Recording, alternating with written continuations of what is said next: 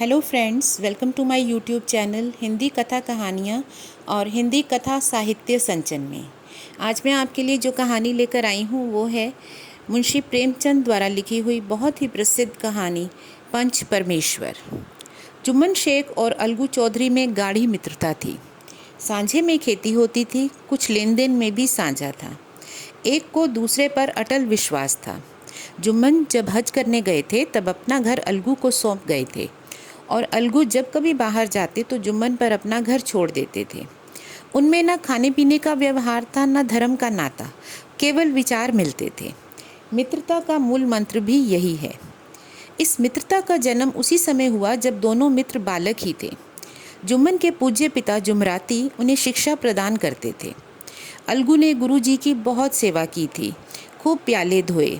उनका हुक्का एक क्षण के लिए भी विश्राम न लेने पाता था, क्योंकि प्रत्येक चिलम अलगू को आध घंटे तक किताबों से अलग कर देती थी।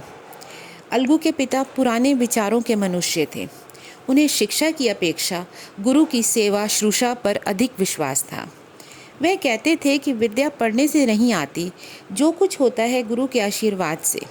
बस गुरु जी की कृपा दृष्टि चाहिए। अतएव यदि अलगू पर जुमराती शेख के आशीर्वाद अथवा सत्संग का कुछ फल ना हुआ तो यह मानकर संतोष कर लेना कि विद्योपार्जन में मैंने यथाशक्ति कोई बात उठा नहीं रखी। विद्या उसके भाग्य में ही नहीं थी तो कैसे आती। मगर जुमराती शेख स्वयं आशीर्वाद के कायल ना थे। उन्हें अपने सोटे पर अधिक भरोसा था और उसी सोटे के प्रताप से आसपास के गांव में जुम्मन की पूजा होती थी। उनके लिखे हुए रहननामे या बेनामे पर कचहरी का मुहर्रिम भी कदम न उठा सकता था। हल्के का डाकिया, कांस्टेबल और तहसील का चपरासी सब उनकी कृपा की आकांक्षा रखते थे।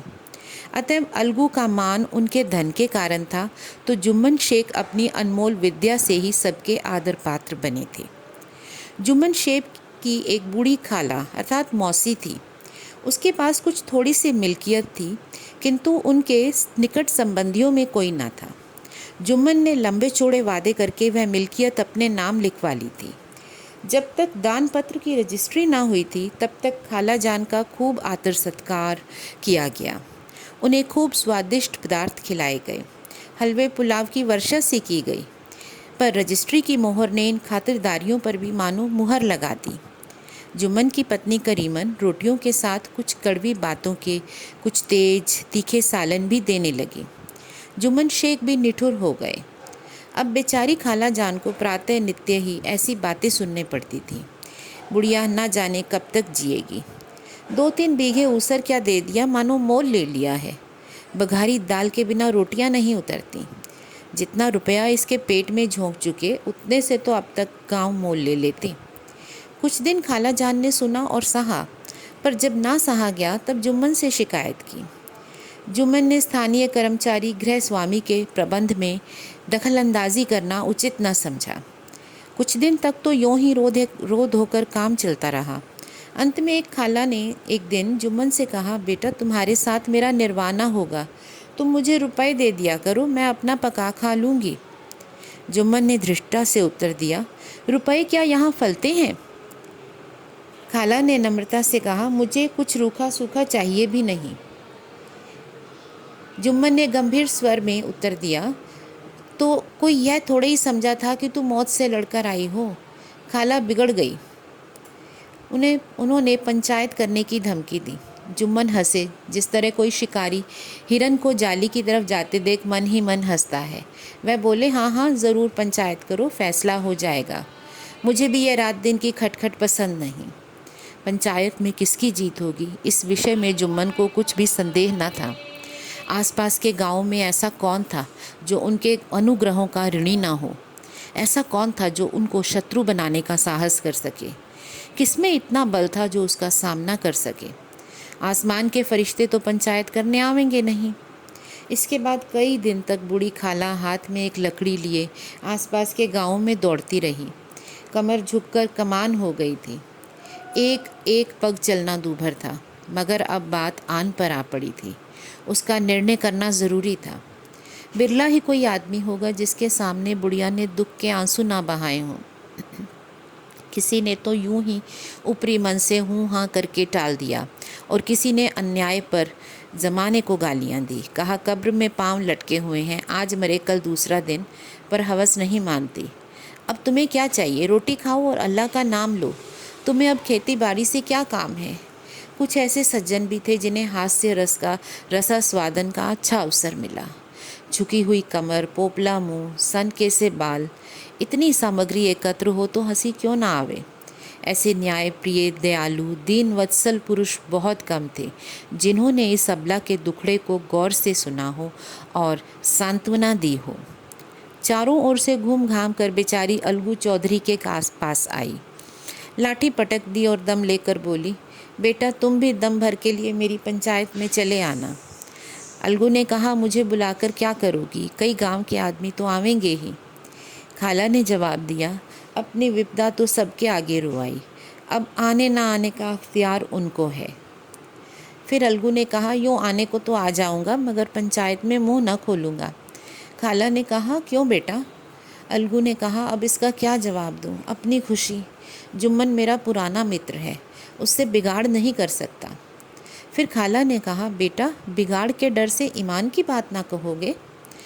अपने सोए हुए धर्म ज्ञान की सारी संपत्ति लुट जाए तो इसे खबर नहीं होती, लेकिन ललकार सुनकर वह सचेत हो जाता है, फिर उसे कोई जीत नहीं सकता। अलगू इस सवाल का कोई उत्तर न दे सका।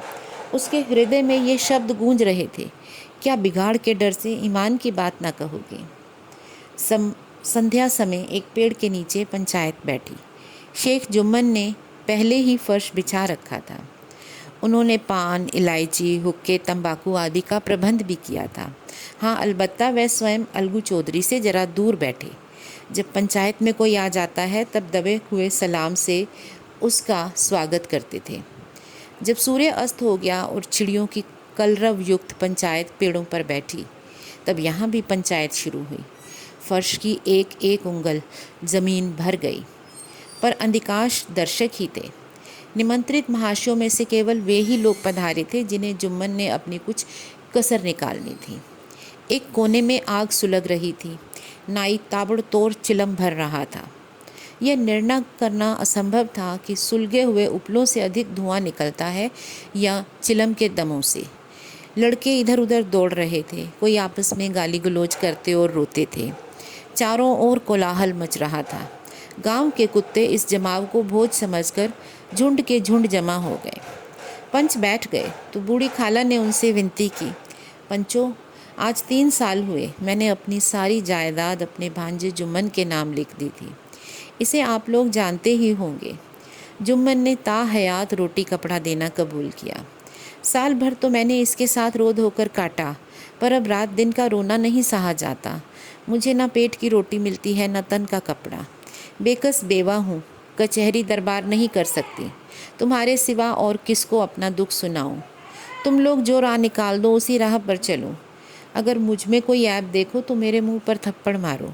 जुम्मन में बुराई देखो तो उसे समझाओ क्यों वह एक बेकस की आह लेता है। मैं पंचों का हुक्म सिर माथे मनाऊंगी। रामधन मिश्र, जिनके कई असामियों को जुम्मन ने अपने गांव में बसा लिया था, बोले, जुम्मन मियाँ किसे पंच बदते हो? अभी से इसका निपटारा कर लो, फिर जो कुछ पंच कहेंगे वही मानना पड़ेगा।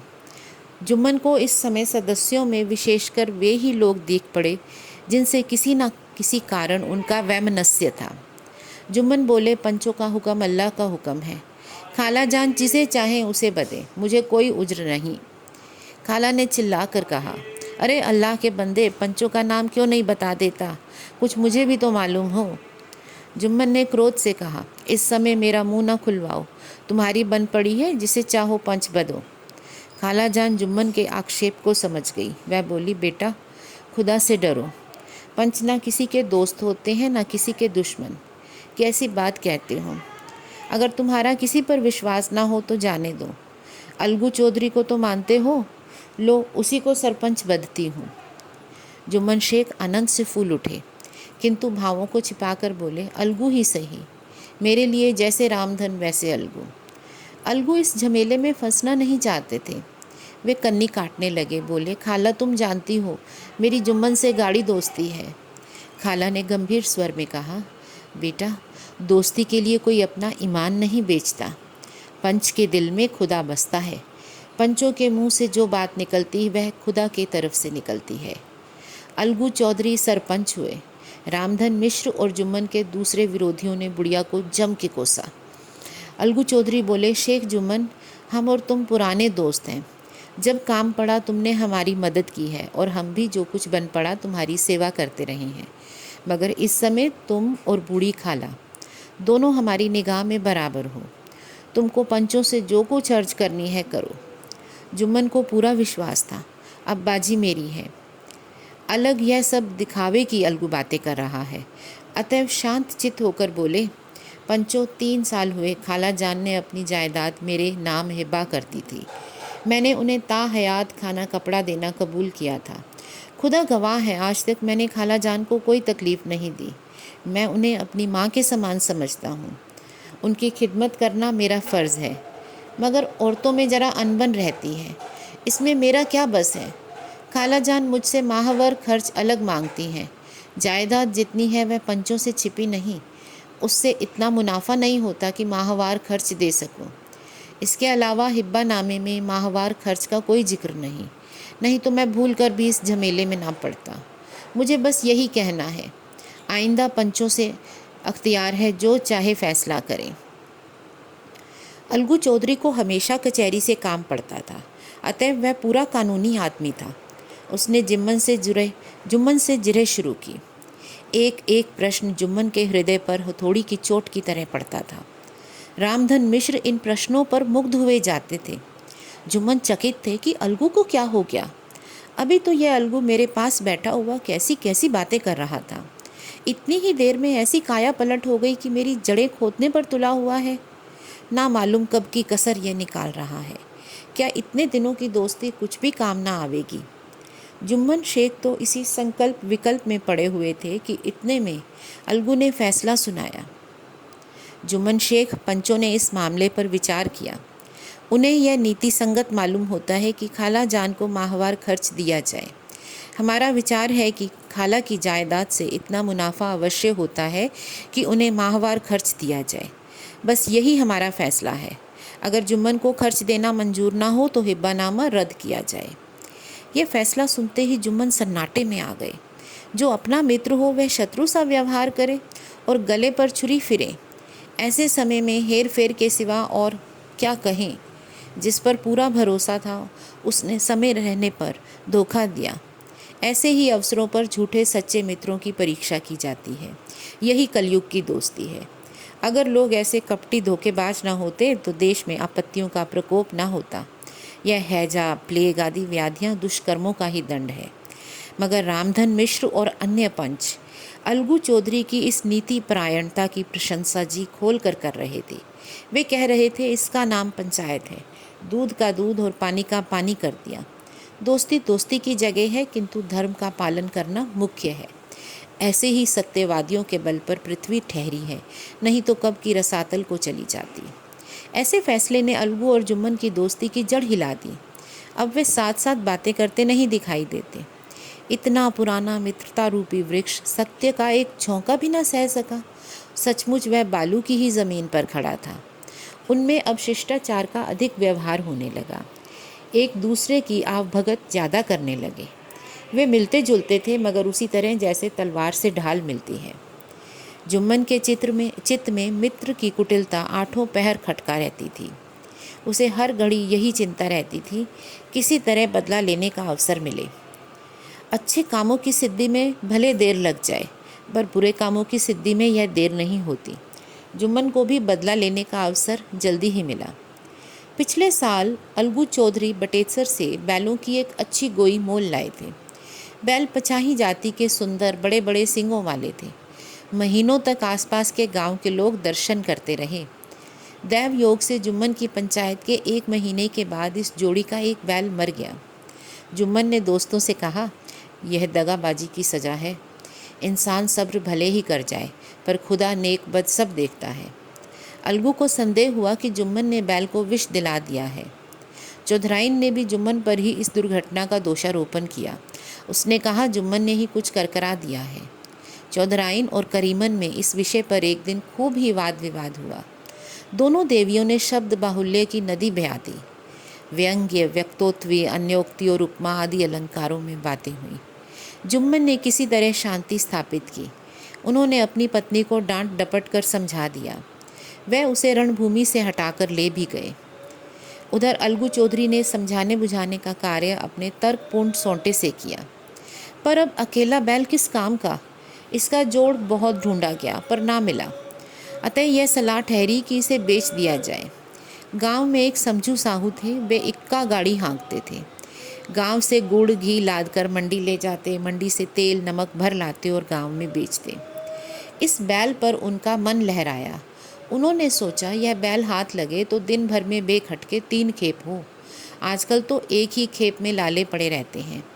बैल देखा, गाड़ी में दौड़ाया, बाल भौरी की पहचान कराई, मोल तोल किया और उसे लाकर द्वार पर बांध भी दिया। 1 महीने में दाम चुकाने का वादा ठहरा। चौधरी को भी गरज थी, घाटे की परवाह न की। समझू साहू ने नया बैल पाया तो लगे उसे रगेड़ने। वह दिन में 3-3, 4-4 खेपे करने लगे। न चारे की फिक्र की न पानी की, बस खेपों से काम था। मंडी ले गए, वहाँ कुछ रूखा सूखा सामने डाल दिया। बेचारा जानवर अभी दम भी न लेने पाता था कि फिर जोत दिया। अलगू चौधरी के घर में तो चैन की बंशी बजती थी। बैलराम छठे छबाही कहीं बहली में जोते जाते थे। खूब उछलते कूदते और कोसों तक दौड़ते जाते थे। वहाँ बैलराम का रातिब था। साफ पानी, दली हुई अरहर की दाल, भूसे के साथ खली और यही नहीं, कभी कभी तो घी का स्वाद भी चखने को मिल जाता था। शाम सवेरे एक आदमी खरहरे करता, पहुँचता और सहलाता था। कहाँ वह सुख चैन और कहाँ यह 8 पहर की खपत। महीने भर में वह पिस सा गया। इक्के का जुआ देखते ही उसका लहू सूख जाता था। एक एक पग चलना दूभर था। हड्डियाँ निकल आई थी, पर था वह पानीदार, मार की बर्दाश्त न थी। एक दिन चौथी कैब में साधु सिंह ने दूना बोझ लादा। दिन भर का थका जानवर पैर ना उठते थे, पर साहू जी कोड़े फटकारने लगे। बस फिर क्या था, बैल कलेजा तोड़ कर चला। कुछ दूर दौड़ा और चाहा कि जरा दम ले लूं, पर साहू जी को जल्द पहुंचने की फिक्र थी। अतः उन्होंने कई कोड़े बड़ी निर्दयता से फटकारे। बैल ने एक बार फिर जोर लगाया, पर अब की बार शक्ति ने जवाब दे दिया। वह धरती पर गिर गया और ऐसा गिरा कि फिर उठ ना सका। साहू जी ने बहुत पीटा, टांग पकड़कर खींचा, नथनों में लकड़ी ठूस दी, पर कहीं मृतक भी उठ सकता है। तब साहू जी को कुछ शक हुआ। उन्होंने बैल को गौर से देखा, खोलकर अलग किया और सोचने लगे। बहुत चीखे चिल्लाए कि गाड़ी कैसे घर पहुँचे। पर देहात का रास्ता बच्चों की आंख की तरह सांझ होते ही बंद हो जाता है। कोई नज़र ना आया, आसपास कोई गांव भी न था। मारे क्रोध के उन्होंने मरे हुए बैल पर और दुर्रे लगाए और कोसने लगे, अब भागे, तुझे मरना ही था तो घर पहुंचकर मरता। ससुरा बीच रास्ते में ही मर गया, अब गाड़ी कौन खींचे। इस तरह साहू जी खूब जले भुने। कई बोरे गुड़ और कई पीपे घी उन्होंने बेचे थे। अतएव 200-250 रुपये कमर में बंधे थे। इसके सिवा गाड़ी पर कई बोरे नमक था, अतः छोड़कर जा भी नहीं सकते थे। लाचार बेचारे गाड़ी पर ही लेट गए। वहीं रत जगह करने की ठानी। चिलम पी, गाया, कुछ हुक्का पिया। इस तरह साह जी आधी रात तक नींद को बहलाते रहे। अपनी जान में तो वह जागते ही रहे, पर पों फटते ही जो नींद टूटी और कमर पर हाथ रखा तो थैली गायब। घबरा कर इधर उधर देखा तो कोई कनस्तर तेल भी नदारद था। अफसोस में बेचारे ने सिर पीट लिया और पछाड़ खाने लगे। प्रातःकाल रोते बिलखते घर पहुँचे। सहुराइन ने जब सारी बात सुनी तो पहले तो बहुत रोई, फिर अलगू चौधरी को गालियाँ देने लगी। निगोड़े ने ऐसी कुलच्छनी बैल दिया, जन्म भर की कमाई लुट गई। इस घटना को कई महीने बीत गए। अलगू जब अपने बैल का दाम मांगते तो साहू सहुआइन बड़े ही झल्लाए हुए कुत्ते की तरह चढ़ बैठते और अंड बंड बकने लगते। वाह, यहाँ तो सारे जन्म की कमाई लुट गई और सत्यानाश हो गया। इन्हें दामों की पड़ी है। मुर्दा बैल दिया था, उस पर दाम मांगने चले हैं। आंखों में धूल झोंक दी। सत्यानाशी बैल गले भांग दिया। हमें निरा पोंगा ही समझ लिया है क्या है? हम भी बनिए के बच्चे हैं, ऐसे बुद्धू कहीं और होंगे। पहले जाकर किसी गड्ढे में मुंह धोकर आओ, तब दाम लेना। नाची मानतो तो हमारा बैल खोल कर ले जाओ, महीना भर के बदले 2 महीने जोत लो, और क्या लोगे। चौधरी के अशुभ चिंतकों की कमी न थी।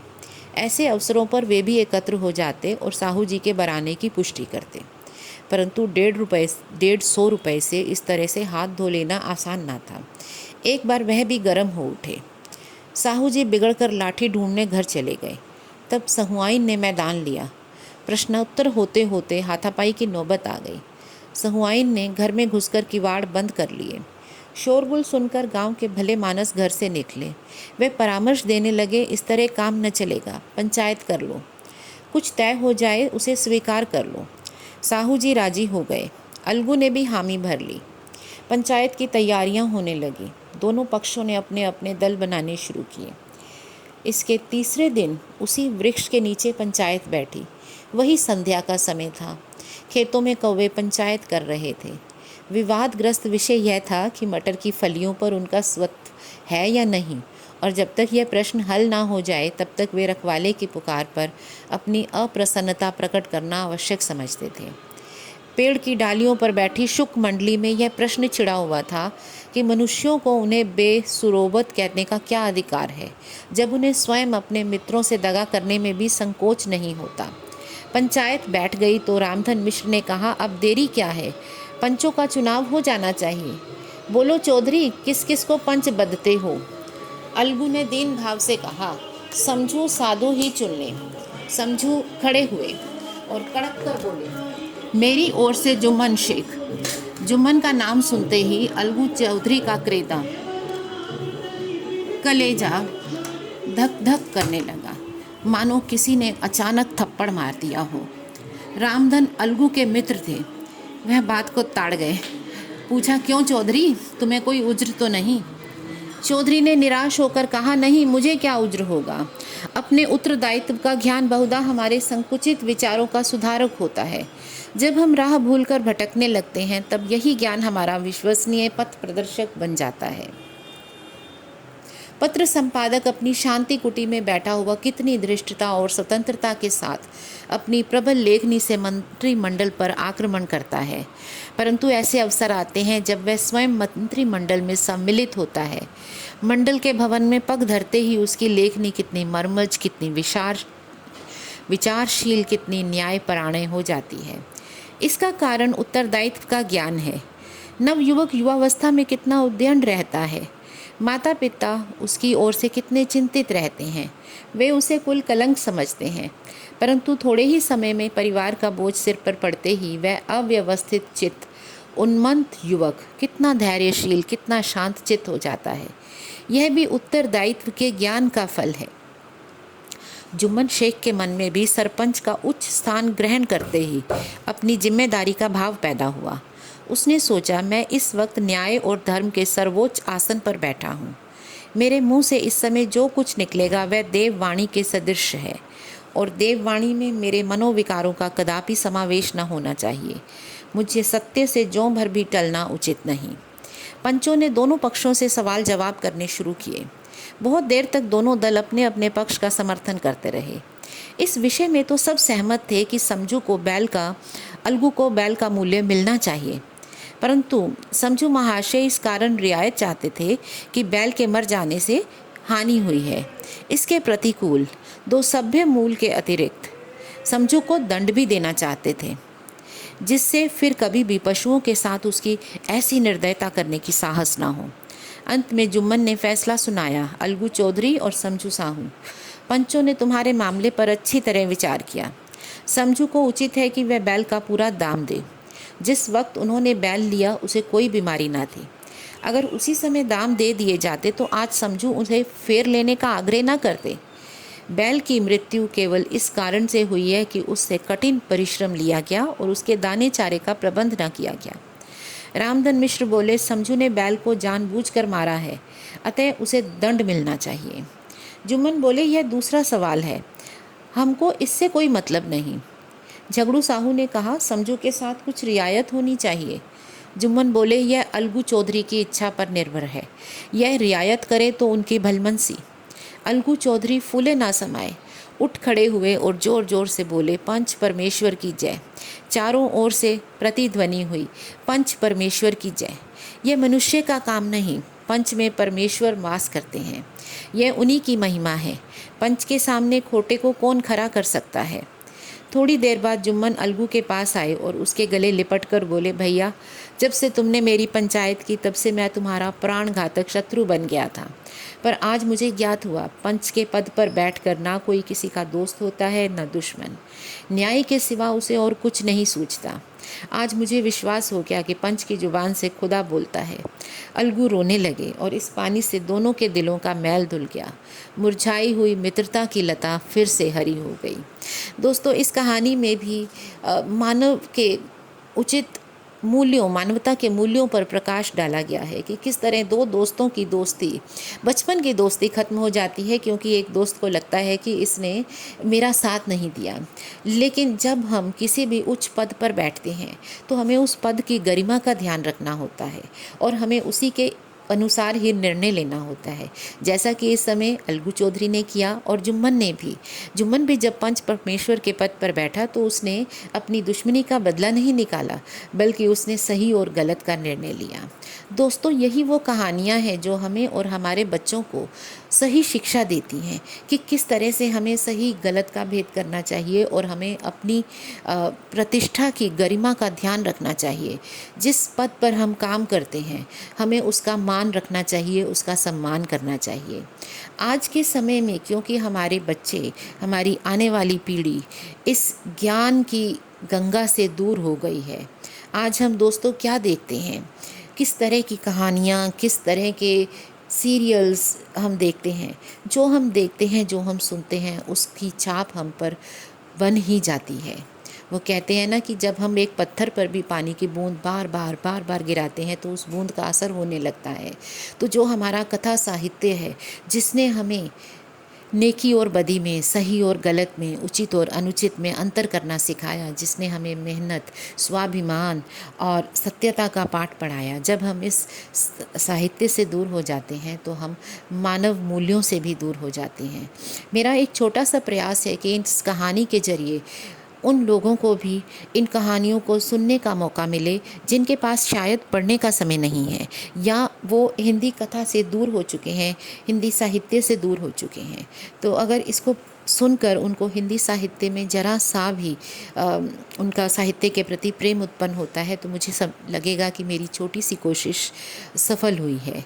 इसके अलावा दोस्तों, मैं ये कहना चाहती हूँ कि हमारा हिंदी साहित्य बहुत ही परिपूर्ण है और इसको पढ़ते हुए हो सकता है कि मुझसे कई गलतियां हो गई हों, क्योंकि मैं इसको थोड़ा जल्दी पढ़ती हूँ। मुझे लगता है कि हम जल्दी से स्टोरी ख़त्म करें और आप लोग भी इस कहानी को बिना समय गंवाए सुन सकें।